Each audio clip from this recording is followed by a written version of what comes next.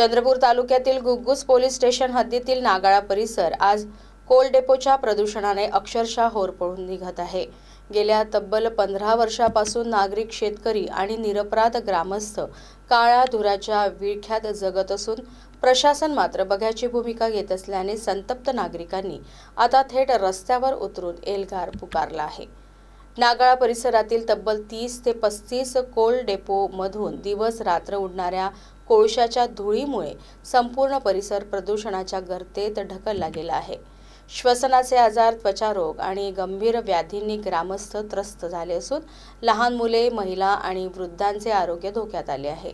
काळ्या धुऱ्याने आमचा श्वासच हिरावून घेतला अशी संतप्त प्रतिक्रिया ग्रामस्थांनी व्यक्त केली। कोळशाच्या धुळीने रस्ते काळवंडले असून अनेक अपघात घडले आहेत। निष्पाप नागरिकांना जीव गमवावा लागल्याचा आरोप आंदोलकांनी केला। तरीही संबंधित अधिकारी आणि प्रदूषण नियंत्रण विभाग झोपेचे सोंग घेत असल्याचा गंभीर आरोप स्थानिकांनी केला आहे। स्थानिक ग्रामस्थ, शेतकरी बांधव आणि ग्रामसंस्थांनी एकमुखाने मागणी केली की नागाळा परिसरातील सर्व कोल डेपो तात्काळ बंद करण्यात यावेत, प्रदूषण रोखण्यासाठी कठोर उपाययोजना करण्यात याव्यात आणि शेतपिकांच्या नुकसानीची त्वरित भरपाई देण्यात यावी। जर येत्या 15 दिवसात प्रशासनाने ठोस निर्णय घेतला नाही तर यापेक्षा अधिक तीव्र, उग्र आणि जनआक्रोशाने पेटलेले आंदोलन छेडले जाईल, त्याची सर्वस्वी जबाबदारी प्रशासनाची राहील, असा थेट इशारा आंदोलक ग्रामस्थांनी दिला आहे। गावामध्ये, घरामध्ये एवढी डस्ट आहे, ते डस्ट असं हाताने जर तुम्ही करत तेवढी डस्ट येते, त्याच्यामुळे तब्येती आहे ती खराब होत आहे। आणि मेन जे छोटे छोटे मुलं आहेत, म्हातारे आहेत, त्यांना श्वसनाचा खूप त्रास होत आहे। मेन मुद्दा तेच आहे, जीवात जीवच नसेल तर काय करणार?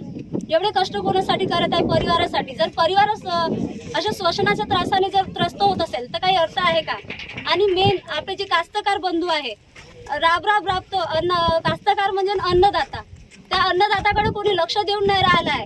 म्हणून आता हे स्वतः कास्तकार सगळे छोटे मुलं, म्हातारे कास्तकार सगळे बंधू आपले इथे जमा झाले आहेत। आणि मेन गोष्ट, या कोल डेपोवाल्यांनी आमचे रस्ते बंद केले आहे। जर आम्ही शेतातच नाही गेलो, शेतात बीज नाही टाकली तर का पेराचं, का पिकाचं? आणि कास्तकाराचा जीव नव्हे का? कास्तकाराच्या घरी पोरं बारं नाही आहे, खाईन का? कास्तकाराचे पोरं का खायचे हो? आणि सारे दिवस कास्तकार साऱ्या जगाचा पोशिंदा म्हणता, फक्त पोशिंदा मनालाच आहे काय? आणि त्या कास्तकाराच्या पोरांनी का खावं? आणि कास्तकाराला तुम्ही लोक रस्ते नाही देताय, जा विचारायला गेलं तर का करते तर करून घ्या म्हणता। म्हणजे हे कुठलं आलंय? आमच्याच गावातून तुम्ही आम्हाला सुनावता का? सांगा। आणि पांढरं कापूस, आम्ही जे कापूस लावतो, पांढरा कापूस, जेव्हा ते कापूस एवढ्या मेहनतीनं आम्ही पिकवतो ना, तो कापसावर कोळशाची काळी काळी डस्ट, आमच्या कापसाला भाव नाही मिळत। मला सांगा, कास्तकाराचे पोरं वाट पाहते, बाबा दिवाळी आली, दिवाळीला आपण हे करायचं का? जेव्हा दिवाळीमध्ये कापूस निघतो ना, कापसाचा भाव कमी येतो, 4 आणे आल्यावानी। ते कास्तकाराचा बाप का म्हणन का? पोराले का देऊ? असं आहे। आणि त्या बाया कास्तकारणी आमच्या राबते, एवढा कष्ट करते, आणि जेव्हा शेतीचं उत्पन्न निघते त्या उत्पन्नात काय 1.5 दमडी पैसे नाही आहेत।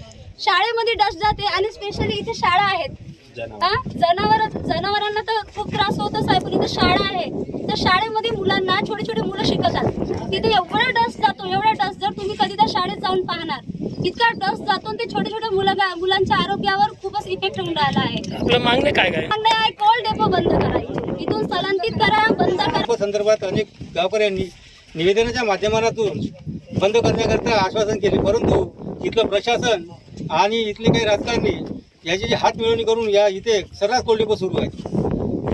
आम्ही वारंवार निवेदन दिले, परंतु आमच्याकडे पुरावे नव्हते की या कोल डेपोला परवानगी कोणी दिली। पण काही दिवसाच्या अगोदर आमच्या हातामध्ये काही पुरावे आले की या कोल डेपोला स्थानिक तहसीलदार यांनी इतर कार्यालयाच्या, ग्रामपंचायत असो किंवा MPCB असो, यांच्या हरकती मागून त्यांना आल्या। आता मला हेच म्हणायचं आहे की स्थानिक तहसीलदारांना एवढं माहीत असूनही शेतकऱ्यांना त्रास होऊन राहिला, आमच्या जनावरांना त्रास होत आहे, आमच्या लोकांना त्रास होत आहे, बिमाऱ्या दिवसेंदिवस उत्पन्न होत आहे, तरीही पण इथलं प्रशासन जागा होऊन नाही राहिलं। आज ही सुरुवात आहे आमच्या आंदोलनाची।